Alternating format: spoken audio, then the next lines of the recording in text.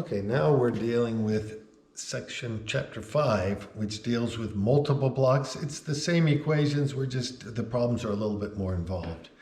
So in this case here, I have a block on top of another block sitting on an inclined plane. And this inclined plane is elevated to some angle theta. Now tied to the upper block is a rope tied to the wall up here. This block right here is kind of squeezed in between the inclined plane and the upper block right here. Now, instead of calling this M1 and M2, it's easier if I just call this a M and this is 2M. That way, I don't have a lot of M1s and M2s in the answers. And a lot of times the M's will just cancel out. So a lot of times I like to do that on the test. So this one is twice the mass of that one right there.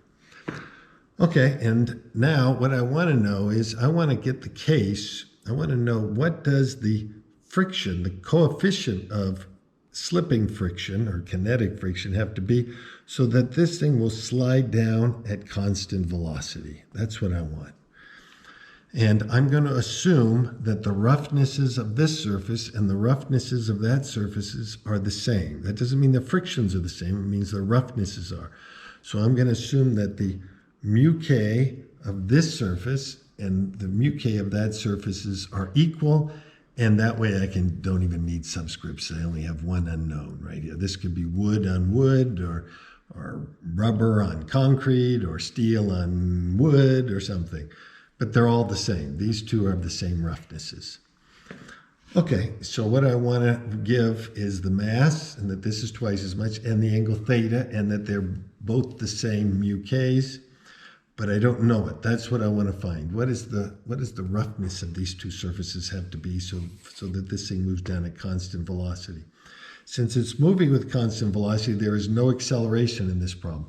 This block doesn't even move. It's tied to the top.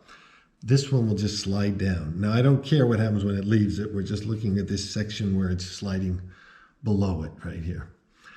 Okay, so what do? We draw the forces right here. Now the green forces on here, we have the mg, which is straight down. It's got two normals. Remember, they're perpendicular to the surface through the object, the two green ones. And then we have two frictions. Remember, they fight the slippage. They're parallel to the surface. And so I'm going to call this surface 1 and that surface 2. And so this friction, I would draw the friction here. Don't put it in the middle because then you won't know which is which. Draw it near the surface. There's friction 1. There's friction 2. All the green forces are on this block right here. And that's all the forces there are. On the blue one, again, we go down the list. You got a 2mg coming down. Remember, this is 2m. We also have a normal going out like perpendicular to the surface. And these two normals are the same because they're action-reaction forces. Whatever this normal applies on this block, this one applies at equal and opposite back. So these two, give them the same name. Don't give them different names right here. Likewise, this is friction. This green friction was on this block. On this block, there's a blue friction. Remember, if this block slides down, it's trying to pull the block down on top of it. These two also will have the same name. They're always going to be action-reaction forces right here. And so these two are always going to be equal. If I wanted to find the force on the incline, there'd be a friction on that would be opposite this one, but we're not looking at forces on this. Also, there's a tension going away from the rock, parallel to the rock. If we wanted to find the force on the wall that you're tying it to, there'd be a tension going the other way. We don't care about them. We're only looking at these two objects right here. Okay, so now I put in my coordinate system. I don't want to put in a coordinate system like this because I'd have to break up so many vectors into their components, all the normals and all the frictions, and that would just been, and the tensions, they'd all have to be broken up into the components. I don't want to do it that way. That would be super messy. If we just rotate our coordinate system like this, then all the vectors are along my axis except for the weight. The weights are the only one. Makes it much easier. Okay, so if we look right here, our weight is coming straight down, and we already showed that these two angles are the same in an earlier. And so we know that this component, which is the adjacent side, I'm not going to draw it here, I have enough arrows, is the mg cosine theta. And the part that's going in this direction, which is the opposite side, is the mg sine. And we're going to do the same with that one. There's a 2mg cosine and there's a 2mg sine going this way. Okay, so just remember that. This is really two vectors, the one that way and the one this way. Okay, now we can go ahead and use Newton's laws to write out the sum of the forces. If we write out the sum of the forces in the x direction, which is this way, on block M right here, so we're looking at all the forces in that direction, which would just be the mg sine theta going this way, minus the two green ones going back, minus the two frictions, and since it's moving at constant velocity, it's equal to 0.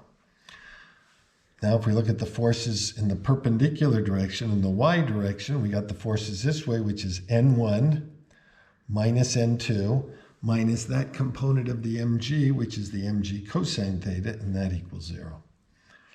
There's the green forces. Now the blue forces. We're going to, again, call this direction positive and this direction positive. Remember, we said we always want to call an axis in the direction of acceleration positive, but there's no acceleration in this problem, so it doesn't matter which way you call positive. Down here on the blue, we got the frictional force going this way, frictional force 2. We also have the component of the weight that's going this way, which would be the 2mg, because this is the 2m block, mg sine theta, minus the tension over there, and that equals 0. And if we look at the sum of the forces in the y on the 2m block, we've got n2 going that way, minus the 2mg minus the 2mg cosine theta going in the other direction. Remember, the cosine component is this way, the sine component is that way. And then we have our two frictional force equations. Frictional force 1 is mu k n1. Remember, this is all both surface 1. This is surface 2 right here. Okay, so those are all the equations we need to solve this right here. So what do? We're given m and theta. So if we come to, say, this equation, I'll just throw this on the other side, and we got n2. n2 is 2mg cosine theta. Now that I know this is 2mg cosine theta, if I plug it up into here, now we got n is equal to 2mg cos, putting on the other side, plus another mg cos, which means n1 is 3mg cos theta. So that's what I would get from just plugging this up into there. So now we know both normals. Since we know both normals, we can plug it into these two equations and get both frictions. So the frictional force 1 is mu k, frictional force 1 is mu k n1, so all I have to do is multiply that by mu k, and I get frictional force 1. And this one over here, for frictional force 2, right there, I can just multiply it by the normal. So if there's the normal, multiply it by mu k, and that gives me the friction. So now I've got these frictions too. Now if we come back up to this top equation, if I throw these two on the other side, mg sine theta is just the sum of the two. They'll both be positive. And if I add these two together, it's just the sum. When I add these two together, it's just 5 mu k mg cos. Why? Because one of them is 2 mu k mg cos and one is 3 mu k mg cos. Add them together, I get 5 mu k mg cosine. Okay, now I know I can cancel the mg's and then divide out the 5 and the cosine theta. So mu k is just sine theta over 5 mu k cos, or I'll turn the sine over cos into tangent. So mu k is 1/5 the tangent of theta. Again, there's no units to that right there. And if this were, say, 45 degrees, we know the tangent of 45 degrees is 1.